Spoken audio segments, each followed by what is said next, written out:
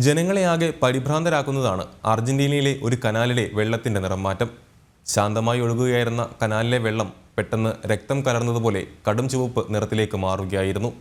കനാലിലെ ദൃശ്യങ്ങൾ സമൂഹമാധ്യമങ്ങളടക്കം വൈറലാണ്.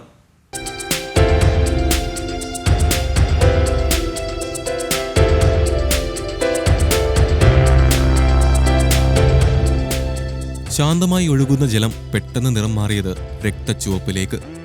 പ്രദേശവാസികളെയെല്ലാം പരിഭ്രാന്തരാക്കുന്ന നിറം മാറ്റം, അതിരൂക്ഷമായ ദുർഗന്ധം. അർജന്റീനയുടെ തലസ്ഥാനമായ ബ്യൂണസ് ഐറസിലാണ് സംഭവം. റിയോ ഡി ലാ പ്ലാറ്റ മേഖലയിലെ സാരണ്ടി കനാലിലാണ് നിറം മാറ്റമുണ്ടായത്. രക്തം പോലെ ഒഴുകുന്ന കനാൽ കായലിലേക്ക് ചെന്നു പതിക്കുന്നതിന്റെ വീഡിയോ സമൂഹമാധ്യമങ്ങളിൽ വൈറലാണ്.